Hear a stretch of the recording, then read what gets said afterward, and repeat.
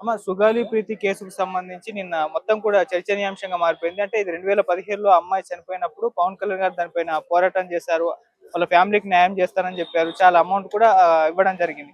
అయితే ఇప్పుడు నిన్న సుగాలి ప్రీతి వాళ్ళ మదర్ పవన్ కళ్యాణ్ గారి పైన విమర్శలు చేస్తుంది. అంటే అప్పట్లో దాన్ని వాడుకున్న ఎలక్షన్స్ పర్పస్ అసలు ఏం న్యాయం చేయట్లేదు అన్నట్టుగా మాట్లాడింది. దాని పట్ల పవన్ కళ్యాణ్ గారు కూడా రియాక్ట్ అయ్యారు. అసలు ఆధారాలు మొత్తం కూడా తారుమారైపోయినాయి అని చెప్పేసి మాట్లాడుతున్నారు. మరి ఇప్పుడు ఆ అమ్మాయికి న్యాయం జరుగుతుందా? వాళ్ళ ఫ్యామిలీకి న్యాయం జరుగుతుందా? అసలు ఎందుకు ఈ విధంగా వాళ్ళ మమ్మీ పవన్ కళ్యాణ్ గారి పైన విమర్శలు చేస్తుంది? అసలు దీని గురించి మీరు ఏం చెప్తారు? దీని గురించి నేను చెప్పాలంటే ఫస్ట్ పవన్ కళ్యాణ్ గురించి మాట్లాడతాను. సాయం చేసినోడిని తిరిగి వేయకపోతే చాలా దోషం అని వెనకటి నుంచే ఉంది సామెత. అసలు పవన్ కళ్యాణ్ అనేవాడు ఆ సుగాల ప్రీతి కేసు గురించి లేకపోతే అంతకు ముందు ఎవరు లేపారు? అసలు ఆయన గొంతు ఎత్తబెట్టే కదా బయటకు వచ్చింది. ఫస్ట్ ఆమె ఆ పిల్ల తల్లి అది తెలుసుకోవాలా, ధర్మం అయితే అది తెలుసుకోవాలా.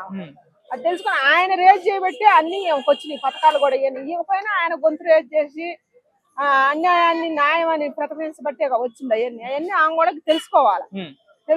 ఆయన చేతనని చెప్పిండు, చేసిండు. కేసులు ఇప్పుడు కేసులు అంటే సాక్ష్యాలు కోర్టుకి పోలీసులకి ఇవన్నీ కావాలి కదా. ఉండోడి చేతిలో ఉంటది, వాడు ఏ రకంగానే తారుమారు చేస్తాడు. మన పవన్ కళ్యాణ్ మంచోడు అయితే మన పవన్ కళ్యాణ్ చుట్టూండోళ్ళు మంచోళ్ళు కూడా కావాలి కదమ్మా, అది కూడా ఉండాలిగా నీకు. మంచి చేతనని మాట ఇచ్చిండు కానీ చేసిండు కదా. ఆయన ఇచ్చిండు, ఆయన కాదుగా సాక్ష్యం చెప్పేది, ఆయన కాదుగా పోలీసు, ఆయన కాదుగా కోర్టు. అవన్నీ ఆయన ఇచ్చిండు. ఆడ తారుమారు అయ్యే సంగతి ఆయనకు తెలియదు కదా, వాళ్ళు చూసుకోవాలి కదా. ఇప్పుడు డబ్బు ఉన్నోడు ఇప్పుడు ఏం చేస్తాడు, డబ్బు ఎగజల్లి కేసును తారుమారు చేస్తున్నాడు. అవన్నీ మనకు తెలిసిన విషయాలేగా. నీతిమంతుడిని ఇందుట పవన్ కళ్యాణ్ తప్పు ఏముంది?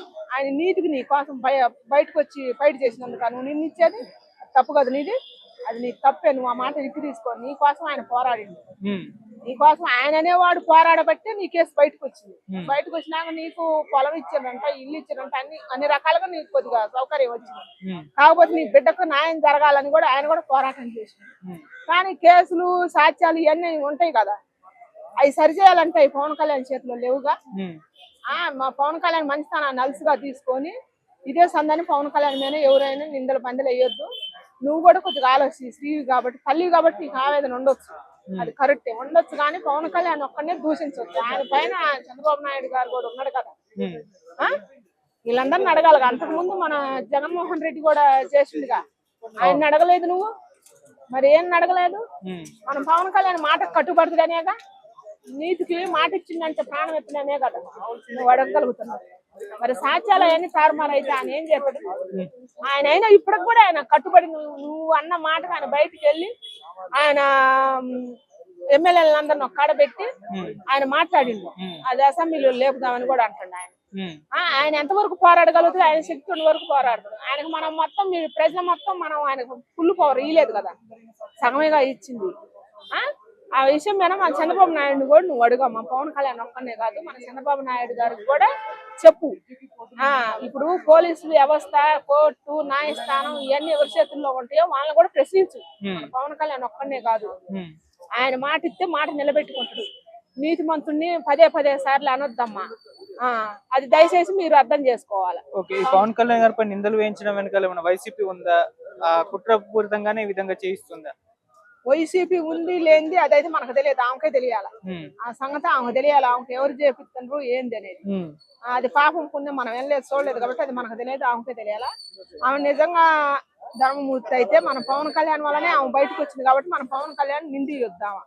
కావాలంటే అన్నా ఇంకా నా బిడ్డకి న్యాయం జరగలేదు, మన పవన్ కళ్యాణ్ వల్ల న్యాయం జరుగుతుంది కాబట్టి ఆయనకు చెబితే ఇంకా పోరాటం చేయడానికి ఆస్కారం ఉంటుంది. కానీ ఆ పోరాటం చేసేవాడి మీద నిందలు ఎత్తే ఇంకెవరు పోరాటం చేస్తారు? న్యాయం తరపున పోరాటం చేసేవాడి మీద నిందలు బందలు ఎత్తే ఇంకెవరు చేయాలమ్మా? అదొకటి మనం గుర్తు పెట్టుకోవాలి. సో ఇప్పుడు ఆధారాలు అయితే తారుమారయ్యాయి అన్నారు, మరి పవన్ కళ్యాణ్ గారు దీన్ని సాల్వ్ చేస్తారా చెయ్యరా? అది అలాగే ఉండిపోతుందా? ఏం జరిగే అవకాశం ఉంది? పవన్ కళ్యాణ్ చేతుల్లో ఉంటే ఎప్పుడో సాల్వ్ చేసేవాడే. చెప్తుండగా అన్న కూడా చెప్తుండగా, సాక్ష్యాలు అయితే ఆయన చెప్పలేడు కదా. ఇప్పుడు మన పవన్ కళ్యాణ్ ఒక్కడే నిజాతిగా ఉంటే సరిపోదు, ఆయన చుట్టూండోళ్ళు కూడా కావాలి కదా. ఇప్పుడు ఆ సాక్ష్యం, ఆ కేసు అనేది ఒకరి చేతిలో తారుమార్త అయితే అవన్నీ మనకు తెలిసిన విషయాలే కదా. మరి వాళ్ళు కూడా నిజాతిగా ఉండాలి కదా. మరి దానివల్ల మన పవన్ కళ్యాణ్ నిందిస్తే ఏంది లాభం చెప్పు? అది తప్పే కదా, అది కూడా ఆలోచించుకోవాలి అనేటప్పుడు. ఒక నీటి కళ్ళ మడిచి మీద నిందేసేటప్పుడు అది కూడా ఆలోచించుకోవాలి, ఆయన బాధపడలేదు. ఓకే.